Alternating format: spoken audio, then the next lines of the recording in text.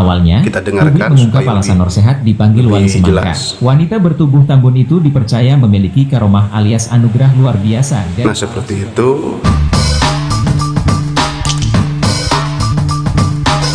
Assalamualaikum warahmatullahi wabarakatuh. Sekarang ada lagi yang viral, yaitu yang dikatakan wali semangka. Nanti kita akan dengar itu kenapa dinamakan wali semangka. Tentunya kita harus tahu, memang kan tingkatan orang itu ada para nabi, para wali, mukmin soleh, mukmin asin, kafir, gitu kan. Nah, ada wali Allah kekasih Allah, yang tentunya yang sebagian tarifnya adalah man tawalla ta'atu, selalu taat kepada Allah Subhanahu wa taala, zahiran wa batinan. Nah, sekarang itu lagi rame, ada yang dinamakan wali semangka. Coba kita dengar dulu. Awalnya, publik mengungkap alasan Nur Sehat dipanggil wali semangka. Wanita bertubuh tambun itu dipercaya memiliki karomah. Dan memang kita harus tahu bahwa kita tidak bisa memponis bahwa seseorang itu wali, mungkin, atau kata yang lain umpamanya, karena kita tidak tahu. Karena memang dalam penjelasan dari guru kita, yang tahu wali adalah wali lagi, gitu kan. Tidak akan tahu terhadap seorang wali kecuali wali lagi. Wali Allah tentu di sini adalah kekasih Allah. Tetapi kalau kita buka kitab Al-Hikam, Iqadul Himam, kita buka Anwarul Qudsiyah, Tanurul Qulub, itu kan orang menjadi kekasih Allah itu tidak semudah membalikkan telapak tangan orang, itu kan ada yang suluk. Itu kan kita nanti akan mengenal salik majrub salik. Kalau majrub salik itu kan tidak bisa menjadi mursyid, tetapi kalau salik majrub itu kan bisa jadi mursyid. Kan orang itu kan biasanya itu kan salik, orang salik, orangnya itu suluk. Orang yang suluk itu hidupnya tidak sembarangan, diatur di bawah bimbingan gurunya, bitarbiyatis syekh. Kalau dalam kitab Al-Hikam, meludahnya saja itu tidak sembarangan, harus ke kiri. Umpamanya meludahnya ke kanan, batal suluknya, itu batal suluknya. Apalagi kalau melakukan sesuatu yang haram, yang dosa, yang menjadi maksiat kepada Allah Subhanahu wa taala, itu sudah tidak perlu dikatakan lagi. Ini meludah ke kanan, itu suluknya batal. Itu kan ada kisah, kalau tidak salah seperti ini.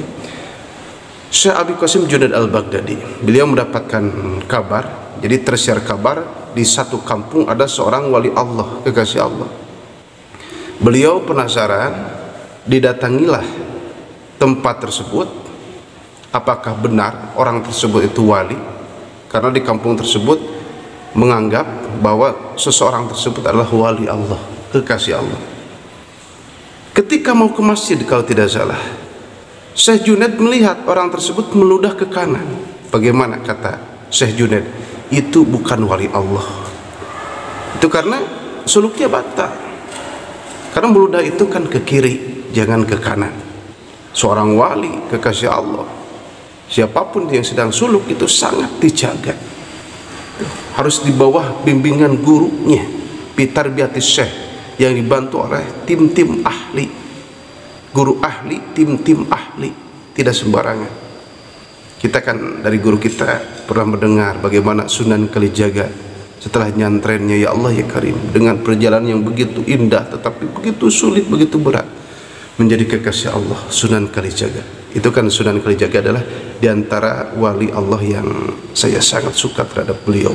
Itu dengan pendekatannya, dengan menyentuh hati masyarakat, disentuh hatinya. Kalau orang itu sulit untuk diajak ke dalam Islam, istiqamah utama. Yang keempatnya didoakan, bukan dijauhi, bukan dimaki, bukan hal yang sesuatu yang tidak terpuji, tapi didoakan. Itu kan Sunan Kalijaga. Nah, di zaman sekarang kita memponis jangan, suudon jangan. Umpamanya di jalan kita bertemu dengan orang gila, kita jangan memponis itu waliullah, itu gak boleh kita karena tidak tahu. Atau itu kita menghina terhadap orang gila, jangan. Yang ditakutkan, dikhawatirkan itu adalah wali Allah, gitu. Kita tidak tahu. Kalau bertemu dengan orang gila, kita doakan semoga sembuh, gitu. ataupun itu umpamanya adalah seorang wali Allah, kita tidak akan terhina karena kita tidak menghina. Justru kita mendoakan yang baik itu adalah baik. Nah, di zaman sekarang hati-hati, Kanudin akan bicara lebih spesifik gitu. Jadi jangan sedikit-sedikit memponis wali Allah, kita tidak tahu. Kalaupun ada orang yang mendoakan umpamanya dengan sebab doa tersebut, dengan sebab orang tersebut menjadi sembuh umpamanya, ya kita umpamanya lebih aman itu adalah ahli hikmah, ahli ibadah kepada Allah, itu dengan kehendak Allah, dengan kekuasaan Allah, sebab beliau itu menjadi sembuh. Tetapi kita harus melihat beliaunya dulu, subjeknya dulu, apakah ahli ibadah atau bukan, apakah suluknya benar atau tidak, menurut MUI itu benar atau tidak. Jadi tasawurnya harus benar. Itu al-hukmu qabla tasawurin dzulmun. Kita memponis tasawurnya tidak benar, maka itu adalah sebuah kezaliman. Tapi kalau sudah terbukti memang itu adalah wali Allah umpamanya, semuanya sudah pada tahu wal hukmu ba'da tasawurin wajibun, maka kita memponisnya atau menghukumi sesuatu itu menjadi wajib karena sudah terang benderang, sudah jelas, sudah nampak. Itu semua sudah pada tahu. Itu umpamanya ada ahli hikmah, ahli ibadah mendoakan menjadi sembuh. Nah, ada yang memberi, itu rezeki dari Allah, itu rezeki dari Allah. Jadi kita jangan sembarangan, itu adalah wali Allah, belum tahu, kita belum tentu. Ya kita husnudzon aja, itu mungkin ahli ibadah yang hebat ibadahnya, shaimun bin nahar qaimun bil layal, siangnya dipakai puasa, malamnya dipakai ibadah, mengabdi kepada Allah.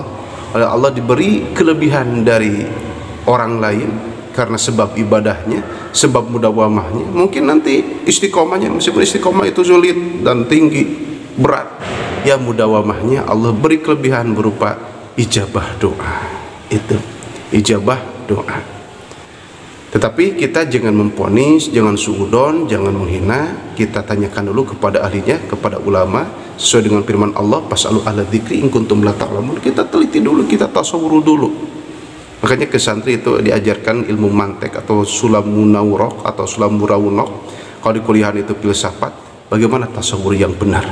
Itu. Jadi tasawurnya harus benar, supaya kita tidak termakan hoax atau hoax. Benar-benar yang kita itu amalkan, yang kita sebutkan itu adalah fakta sesuai data autentik tentunya.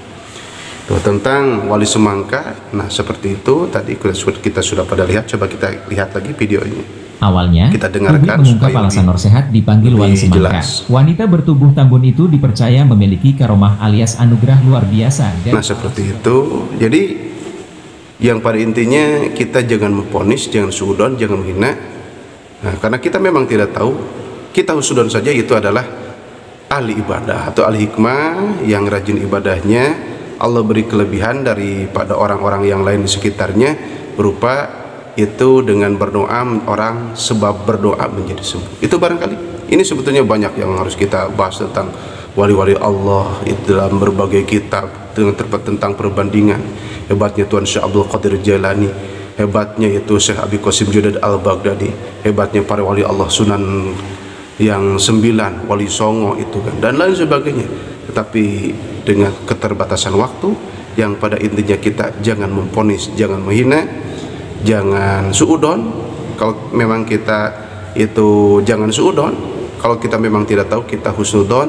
Tetapi orang itu kita tidak tahu, sulit apakah itu wali Allah atau bukan. Ya mungkin kita itu husnudon itu ahli ibadah. Pelajari tentang wali-wali Allah itu dari guru kita, buka data yang benar, itu media yang benar. Wali Allah seperti apa, ciri-cirinya seperti apa, itu tentunya kita akan mendapatkan pencerahan dan gambaran dari situ. Sekian, wassalamualaikum warahmatullahi wabarakatuh.